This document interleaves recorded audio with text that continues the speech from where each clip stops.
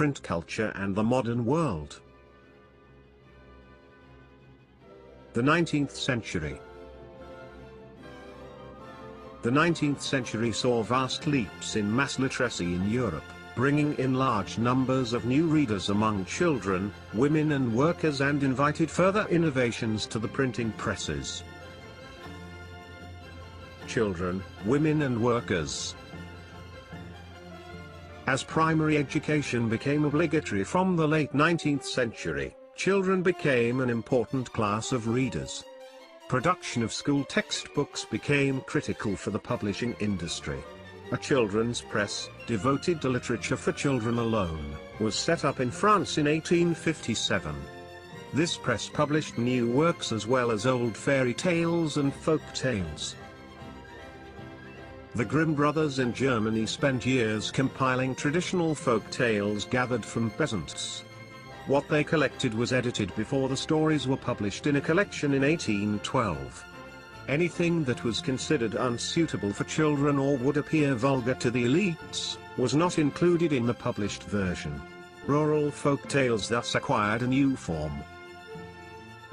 Women became important as readers as well as writers. Penny magazines were especially meant for women, as were manuals teaching proper behavior and housekeeping. When novels were written in the 19th century, women were seen as important readers. Also, some of the best-known novelists were women: Jane Austen, the Bronte sisters.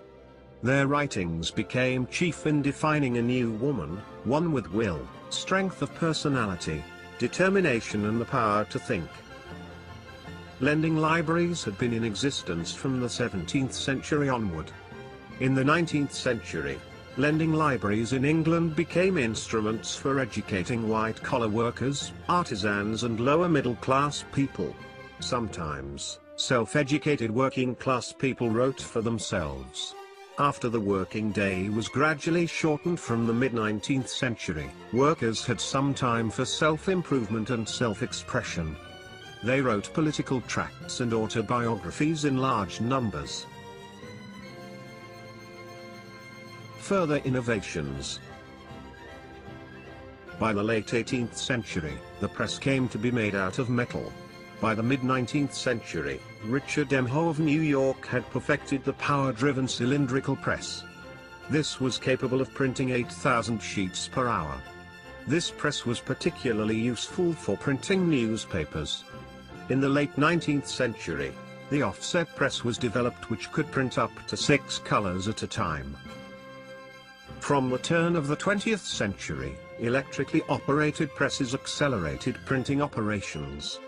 A series of other developments followed. Methods of feeding paper improved. The quality of plates became better, automatic paper reels and photoelectric controls of the color register were introduced. The accumulation of several individual mechanical improvements transformed the appearance of printed texts. Printers and publishers continuously developed new strategies to sell their product. 19th century periodicals published important novels, which gave birth to a particular way of writing novels. In the 1920s in England, popular works were sold in cheap series, called the Shilling Series. With the onset of the Great Depression, publishers feared a decline in book purchases. To sustain buying, they brought out cheap paperback editions.